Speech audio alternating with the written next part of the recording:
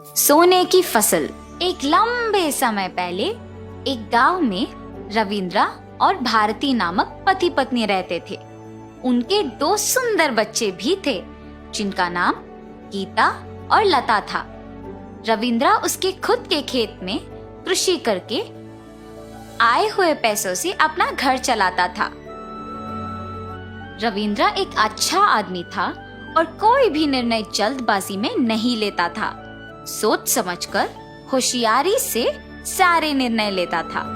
हर साल खेत के अच्छे उगने पर बिना कोई कमी के अपने परिवार का अच्छा देखभाल करता था। एक साल लगातार कुछ दिनों तक भारी बारिश होने के कारण उसका खेत खराब हो गया। खेत का खराब हो जाने के कारण उसके परिवार का खर्चा संभालना मुश्किल होता था। उम्मीद है कि कम से कम इस बार फसल आएगा, वरना मैं अपने परिवार का ख्याल नहीं रख पाऊंगा। और उसी आशा से वापस खेती करता है और उसी फसल की उम्मीद में रहता है। पर कुछ ही दिनों में वापस भारी बारिश के कारण खेत खराब हो जाता है और फसल भी नहीं आता है। ऐसे 2 साल लगातार बारिश के कारण फसल नहीं आता है। एक दिन ऐसे ही खराब हुए खेत को देख दुखी होके उधर ही बैठ जाता है। उसके बगल वाले खेत में काम करते गिरी उसे देख उसके पास आता है।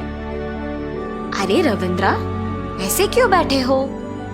कुछ नहीं गिरी, मैं सुबह से देख ही रहा हूँ तुम किसी बात पे दुख हो, मुझे नहीं बताओगे? ऐसा कुछ नहीं है गिरी, इस साल के फसल के ऊपर मेरी बहुत उम्मीद थी और पैसे भी सारे खर्च हो गए, इसीलिए समझ में नहीं आ रहा क्या ही करूं मैं। ठीक है, दुखी मत हो, बहुत देर हो गई है, चलो घर चलते हैं। ऐसे दोनों वापस घर चलना शुरू करते हैं जब उन्हें एक तोता झाड़ियों में फंसा हुआ नजर आता है। रविंद्रा उसके पास जाके उसे उन झाड़ियों से निकालकर उसे अपने हाथों से आजाद करता है और तुरंत वो तोता एक देवता के रूप में बदल जाती है। रविंद्रा और गिरी दोनों ये देख आश्चर्यचकित रह जाते हैं। तोते के रूप से आप देवता कैसे बन गई? मेरा अहंकार व्यवहार देख मेरे पिताजी ने मुझे श्राप दिया और तोते की तरह बदल दिया। उन्होंने कहा कि मुझे इस श्राप से विमुक्त होने के लिए किसी को मुझ पे दया आके आजाद करना होगा और अब आप आए और मैं अपने पुराने रूप में बदल सकी। मुझे सहायता करने के लिए आप जो भी मांगोगे वो मैं पूरा करूंगी। माता, 2 साल से हमारे खेतों में बारिश के कारण फसल नहीं आ रहा। मुझे बस इतना चाहिए कि मेरा खेत पूरा सोना बन जाए। ऐसे बिना सोचे समझे उसने उसकी ये इच्छा देवता से मांग ली। तुम भी पूछो रविंद्रा, तुम क्या चाहते हो? मुझे गिरी की तरह जल्दबाजी में नहीं बल्कि सोच समझकर मांगना होगा। मुझे सिर्फ इतना चाहिए कि मेरा खेत का फसल सोने की तरह अच्छा उगे, उससे मेरी सारी दुख दूर हो जाएंगे। तुम बिना कुछ बोले बस सोच में पड़ गए। भारी बारिश के कारण मेरा भी खेत खराब हो गया है और फसल नहीं आया। मुझे बस इतना चाहिए कि मेरा खेत का फसल सोने की तरह अच्छा होगे। मंजूर है, तुम दोनों की इच्छा पूरे किए जाएंगे। ऐसे कह के देवता वहां से गायब हो जाती है। रविंद्रा, चलो जाके देखते हैं कि देवता की बात सच हुआ कि नहीं। ठीक है, चलो गिरी। रविंद्रा और गिरी दोनों खेत देखने जाते हैं। दूर से गिरी को खेत चमकता हुआ नजर आता है और तुरंत गिरी अपने खेत को जाता है और देखता है कि उसका खेत पूरा सोने की तरह चमक रही है और वो देख वो बहुत खुश हो जाता है। मेरा खेत पूरा सोना हो गया, अब मैं बिना कोई चिंता के बहुत खुशी से जी सकता हूँ। और ऐसे जब पास आके देखता है तो मिट्टी भी चमक रही होती है।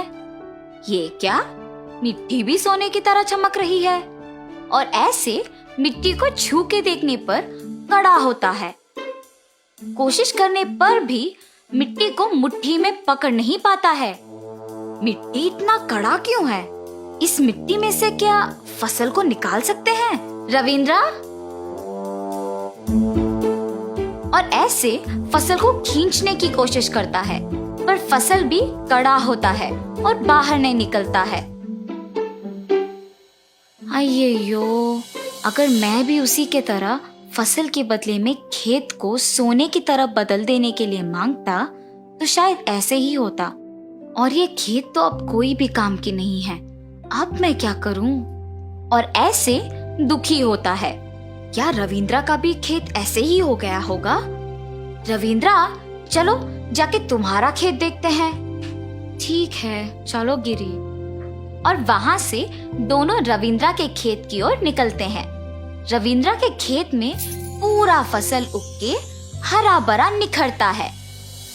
हवा की वजह से हल्का सा सारा फसल इधर उधर लहराता है। गिरी शक में जाके रविंद्रा के खेत में से फसल खींच के देखता है तो वो बहुत आसानी से आ जाता है और ये देख दुखी होके रविंद्रा के पास जाता है। गिरी, तुम मेरा खेत देख इतना दुखी क्यों हो? क्योंकि उस देवता ने मुझे धोखा दिया है। तुमने और मैंने एक ही चीज मांगी थी, पर मेरा खेत पूरा सोना बन गया और तुम्हारा खेत पूरा हरा भरा फसल के साथ निखर गया। ऐसे देवता को कोसते रहता है जब वो वापस प्रकट होती है। गिरी, तुम मुझे क्यों कोस रहे हो? तुमने यही कहा कि तुम्हें तुम्हारा खेत पूरा सोना होना चाहिए और मैंने वही किया। रविंद्रा ने ये कहा कि उसको उसकी खेत का फसल सोने की तरह उगना चाहिए और वही हुआ। ऐसे कहकर वहां से गायब हो जाती है। अरे रे, मेरे जल्दबाजी के वजह से ही ये सब हुआ है। ये सोच दुखी होता है। क्यों दुखी हो तुम गिरी? चिंता मत करो, मेरा फसल अच्छा आया है ना, उसको मुझे बेचने दो। जो पैसे मिलते हैं उसे हम आधा आधा बांटेंगे। रविंद्रा, अगर मैं तुम्हारी जगह होता तो बिल्कुल ऐसे नहीं करता। मैंने लालच में ठीक से सोच समझकर निर्णय नहीं लिया।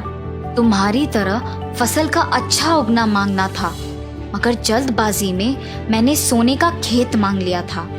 अब से मैं कभी भी जल्दबाजी में फैसला नहीं लूंगा। कुछ महीने बाद रविंद्रा का फसल उगता है और वो उसे बेचता है